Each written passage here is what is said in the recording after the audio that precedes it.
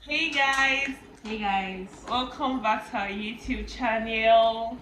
How are you guys? How have you been? How has the month and the year been? 2024. How has it been going for you? If you remember my name, I'm Grace, and with me here is Elira. yes, Hi. my friend, and also a member of the F.A.I.T.H community. And so, just like I promised you the last time, we'll be having monthly videos. So this is our January video. So yes, let's get into it, shall we? Today we'll be talking about something we all are very familiar with. I should like yes, I should like ask you a question right now.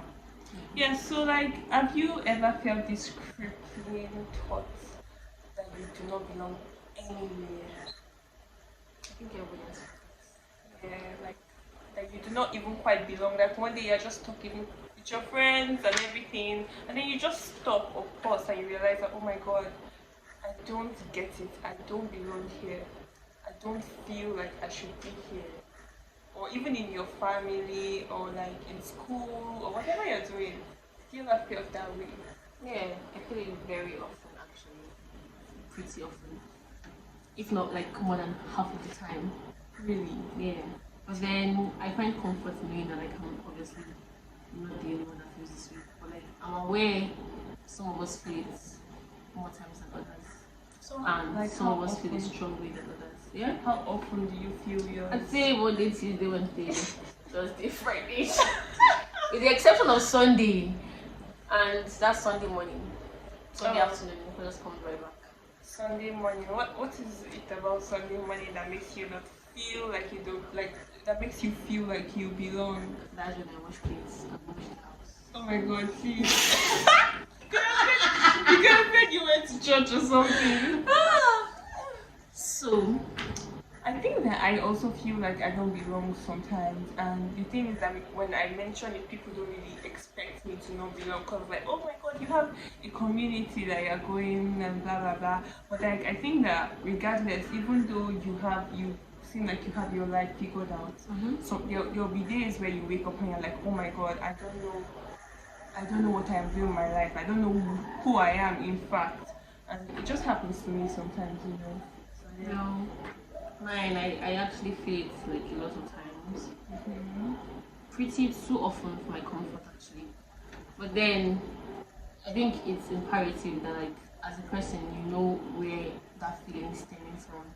Some of us is because like Yeah. we moved to a new place, Yeah. we changed our courses, Yeah. we're in a new school, We lost we're in a new somebody. group of friends, we're in a new room, we have new roommates now. Yeah. You could come in like any form, but like I think it's very important that you know where your feeling is stemming from. And I say mine stems from family. Really? Yeah. Tell me more. And that's crazy because like Family is usually family where is you your should first belong. sense of community. Yeah. That's your first sense of community. That's your first sense of belonging. Yet, my primary sense of community was ruined. Like I feel I don't belong in that. So how exactly will I belong in any other community?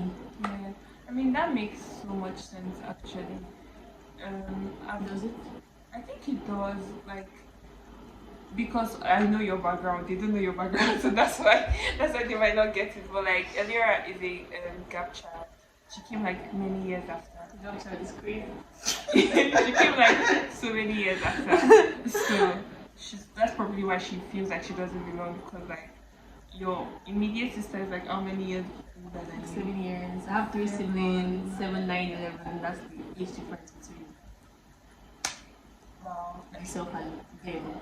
And like, you know how bad that feels. Like growing up as a child, you need to grow up around people your age. But like where we used to live, we only had like a few children of my age. So like I felt like I had to run, I had to grow up faster just so that if I speak, my siblings will understand me. Instead of them feeling like they're talking to a little child or whatever. And like I get compliments from friends or people telling me that I act so mature or I'm well versed in everything.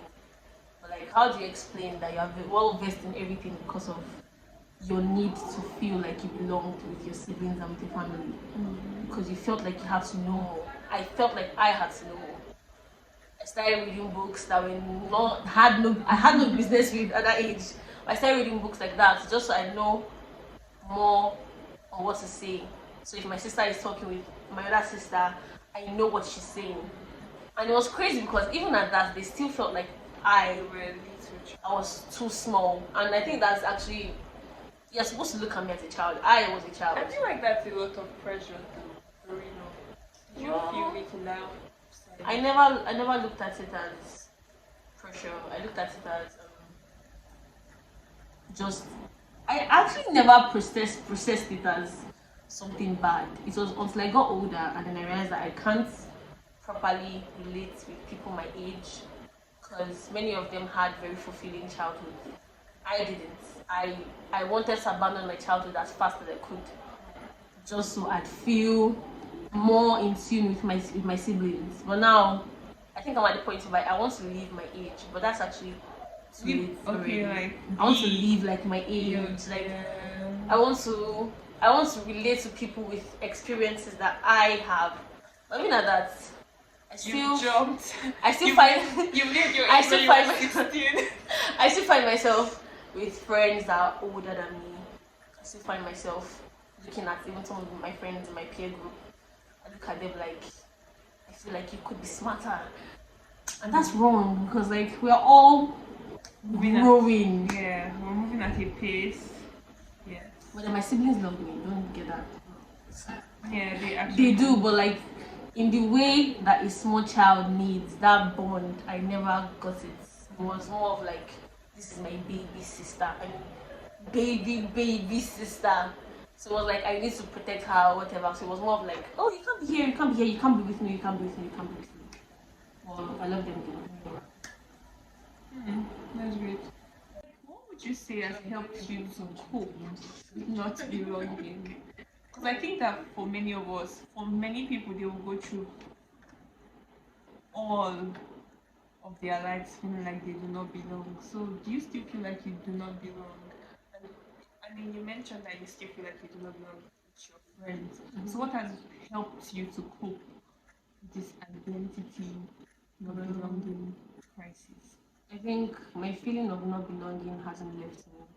I still feel it as often as I've always felt it.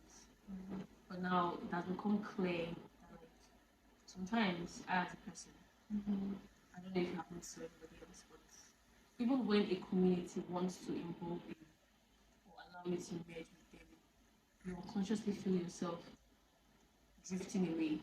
You started isolating yourself because you feel like you wouldn't belong or you just wouldn't fit in well. And I think some of these things stem from, let's say, when you start becoming aware that like this is how you feel, you found a friend group, you found people that you spoke to every time, and then you felt very strongly that yes, I finally belong somewhere, and everything comes crashing down once again. So you've had that experience? Yes, in secondary school, I had like three friends, and we were all in a group. Although some of us in the group were closer than others, but that's obviously expected. Oh my God. In modern. I had that too in secondary school. So like it became clear at a point that like I was the one that was putting in more effort. I was the friend that wanted, and I let me even mention that my best friend, I had a female best friend then, and she, I did all I could to try to include her in my life because we were polar opposites. I was the academically smarter one according to the school. I was the one that they were calling to do things for like every other time. So they always felt the need to compare the both of us. So I think that's a good thing for friendship. Right? I think that comparison made her to build resentment for me. And then I started working double time to be her friend. Double time, I mean serious double time. In the morning, she was a day student. She resumed school and I'd come downstairs from my hostel and I was always first person to tell her good morning. Like I was working double time and was sick. If I really think about it, it was actually a very sick thing because I wasn't even allowed to have other friends. that I could be close to. She had a problem with that, but yet she didn't treat me well as a friend. I stuck it all up to her, just like feeling the resentment she has built from like the whole comparison and everything. But even at that, it wasn't fair. So like that was one of the times I felt like I belonged with someone. I belonged to a group of people, and I graduated secondary school. I didn't even have to graduate. SS moment, it started becoming clear that oh, this is not my person. These are not my people, and I can't properly form that bond with them. So you kind of further solidified actually my thoughts about not belonging. Further solidified my thoughts. So even when I find myself in a group of friends that love me, I've met friends that care a whole lot about me. But yet, if it's more than 2 or 3 of them in the same place, I want to run away. I want to dip. I don't feel included. And even most times, I might even literally be the center of the whole conversation. But yet, I still feel like I shouldn't be here. Like I don't want to be here. Now the thought is I don't want to be here. Now, so like a bit of a sabotage now. Yes, even when you find people, you run away. Yes, run away. Oh my god. And then, so helping me, I feel like what has helped me cope is also like I've realized that like you've not said anything that helped you cope. Yeah, that's what I'm saying. What has helped me cope is I've realized that sometimes it's actually all in your head. True. Sometimes it's all in your head. Sometimes your friends care times 100. Like of whatever you are thinking about. Your friends want to include you in everything. Oh, I'm going to this place. Would you like to follow me? Would you want to? I was recently invited to a wedding. She invited me to the wedding. And that was literally one of the biggest invitations I've ever had from a friend. And I was excited in my head. Well, now we can't go because you have to go and suffer in a community. That's another story. But like, just know that like, even if you don't belong, people around you want you to belong with them. Yes, I feel like even like down to strangers. Yes. Sometimes the stranger wants you to belong, and that's why when people want to commit suicide, decide if a person who I've never met before wants to kill themselves and I am aware of it, I will try my best to make sure that they don't commit suicide because you belong here. It's kind of like a way of a stranger telling you you belong here. Like every story I've been told is even like friendships. Sometimes your school politics needs you. Like everywhere needs you. Yeah. The world needs you to be involved. Reduce, recycle. You can join a recycling club. What? I don't know. It's like random as hell. She's a very random person too. Join a recycling club. I save the world. I'd also mention that sometimes it's not all in your head. Sometimes you're actually not wanted. You're actually not needed. You have to know how to read. Like you have to know how to read body language and situations. Some friends are not your friends. Yeah. Some communities don't care about you. And some people you will care for more than they care for you. Exactly. And that doesn't devalue you in any way. Everybody has their own attraction and all. So that's fine. Yes, exactly. That's very fine. Another thing you should do, just like she said already, like don't take things too personal. I feel like sometimes we read too much into situations. Yeah, too much. Like everything is really not about you. You can never really enjoy life if you think too deep. Yeah. Sometimes the surface level. If you get to personal points in life, you realize that people are actually very surface level.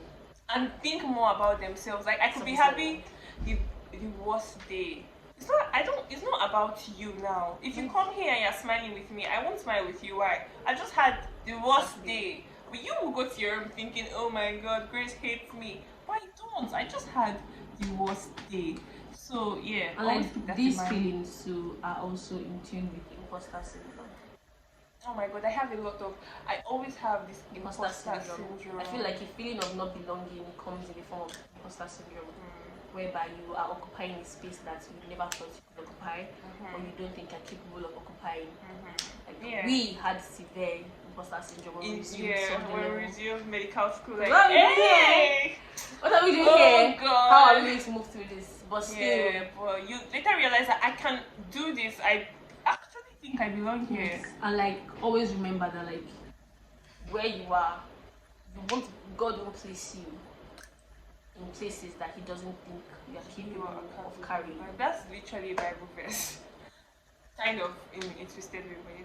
I think what I want to ask now for people who, because there was a time in my life here, I really liked myself. I think I was like 14 and I liked how my life was going. I had an ideal picture of how I wanted my life to go, and then all of a sudden things just did not go the way I wanted, and I really started growing a bit of resentment for myself. Like, oh my God, why are you not following the path I wanted for you? And so, like, how do we talk to people like that? Because I feel like that's also a type of identity crisis. Because it gets to a point where you look in the mirror and you don't see yourself anymore. It's not like it was even ever yourself. You were just on that path, and now you're no longer on that path, and you're like, oh my God, who am I now? Who can I be now? Like people who they always thought they were going to be doctors, and then they find themselves in a whole nother course. Or people that even thought like you just graduated secondary school and you're about to enter to university, and then you have to wait. You didn't get admission the first year, the second year, and you were really smart. And when you enter, your friends are in 300 level, and in 100 level, and then it's 100 level, and then they're final year students. This hitting a bit too close to home, but like now they're final year students. Like how do we like discuss these things with like for people like that? Because me, I had that phase, but I have snapped out of it. Somehow I used to want like some particular things, and right now I don't exactly like. I'm not far from them, and like far, but like you're not exactly those things I used to like. I don't know if you get what I mean. Do you get what I mean? Just a bit of gibberish. Well, not gibberish actually. I'm just saying that there was a time when I like stop admiring yourself. We're talking serious here. I was away before. I don't know. Please stop. There was a time, I used to be a particular way. I want some particular things. But it got to a part time in my life too. Like that was when I was 14. But when I turned 16, 17, I didn't particularly know what I wanted from life anymore. And I really, like I said, resented myself for those things. But now I'm on a path again. I'm older and I have new interests. Well, they were not completely odd interests, but they are not exactly those interests anymore. So if you're going through whatever I'm going through, whatever I went through, I just want you to know that you should give yourself like the avenue to be. You can be more than you thought you were going to be. You might not exactly be the person who you thought you were going to be, but doesn't mean that you will not still be somebody great or somebody good in that phase. You're going to find new interests, and you should be willing to let go of the past and be more progressive in your thinking. Yeah, and it's also imperative to know that like change is very constant. Exactly, like change is the only constant thing and in life. The path that you think you're following, one thing can veer you off it, and you're now taking a 360 degree turn whatever you want to do. Yes. And I feel that's one of the greatest struggles as a human being, knowing that a lot of things are not within your control. Exactly. And what is scarier than knowing that you can't control certain aspects of your life that you want to control? Just like how tomorrow is not sure, that's how your paths are not. Granted, you might have a specific destination in mind, but then the roads to it might interconnect and switch and the likes. Well, it's imperative to know that you are nothing less than what you think you are. And if you think less of yourself, you are more than what you think you are yourself. I feel like Oscar Wilde used to say something. He said that if a person thinks he's going to be a doctor, he's going to be exactly that or something like that. But if he's not exactly sure what he's going to be, then he can be anything. I think Oscar Wilde was just trying to tell you to be more flexible in your thinking. Like just like you had an ideal picture in your head, because you're not exactly there yet doesn't mean you cannot be there soon or later. But right now, just enjoy the now. Explore your interests right now where you are, and stop holding on to the past. You can be better in the future. Yeah. Start volunteering for things that are along the line of who you want to be. Start becoming intentional about who you want to be. And stop mourning your past self. Yeah. Basically what she said. And more of that too. Yeah. But just remember that if you are one of those people that feel this way, I feel like it's a very familiar feeling for those of us like this. Familiar and a bit welcome, because it's a feeling we know it's like it's like home. We know it's more than any other thing. Yeah. But if you are one of those people like me, you should know you're mourning a past self. no, like actually sometimes I do. Yes. It is sometimes in your head. And when it's obvious that it's not in your head, you read the room and you leave when you should leave. And people around you love you more than you think they do. Your friendships want you, and indulge yourself in other type of communities. Involve yourself in politics, involve yourself in NGOs, apply for little Explore your programs. interests. Just explore. Try new activities. Like it's never too late to explore yourself. It's never too late. You're like an ocean. So keep I exploring. wasn't gonna say that well. But like keep exploring. There's still so much more about you that you don't know yet. You have to live with yourself till you die. So keep exploring. If for any reason you feel like you can't find a community, then this community is for you. Yes. F.A.I.T.H. We harbor every aspect of your life is being projected in somebody that you probably didn't think that they're feeling this type of way just like you. People who have gone through it, people who are going through it, so you'll never have to feel This alone. is a community. Try to involve yourself in communities and don't give yourself the excuse that you're an introvert. I have an introverted friend that's now going to be going for outreaches. Yes, true. And she wants to apply for big things. Like it's never too late to branch out to explore. And sometimes you might realize that you are not even an introvert. You were Your just- situations, growing up circumstances just made you fold into yourself, and now you're a shell of what you used to be. But then never be scared of change, because that's the only constant thing. So just try to involve yourself in communities, and if everything else goes wrong, you know that there is someone up there that listens to every supplication. And maybe the church will be a community for you. I haven't found community in the church, but for those of us that haven't found community in the church, you can find community with God. Oh, that was nice. Love and light all through. Your family loves you. Your friends love you. God loves God you. loves you. F.A.I.T.H. loves you. And we're here for you. Identity crisis does not mean you are less than what you are. It doesn't mean that you don't have a definite destination in your life. It doesn't mean that you never or you don't belong anywhere. And it doesn't You mean that belong things somewhere. will not work out for You you. just haven't found where you belong, and there is time to explore that.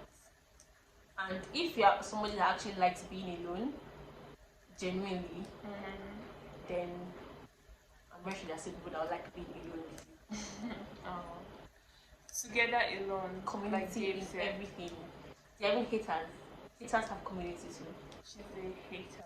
Yeah. You can get her number from me if you want to join that community. But Haters. I'm not there. And don't be there. So yes, spread light, and always remember that you are always more than what you think you are. Yes, you're more than you've become, like Lion King said. And you are never less than what you are at the moment. Yes. And no matter how situations and circumstances change, no matter how much sessions and episodes of the identity crisis you go through or imposter syndrome, you will achieve things you want to achieve, and even bigger than that. That's great. Thank you, beautiful Eliora. Thank you. Thank you for listening to us. Thank you for accepting our invite to be here. You have shared your wisdom and your heart today. And this is the last time you bitches gonna see me. So make sure you subscribe, Like, comment, and share. Yes, please, we want to hear your thoughts. If you have issues with identity crisis, you could always mention in the comment section. Yes. We'll be checking. Oh. Ah, yes, I punched her. Bye. Bye.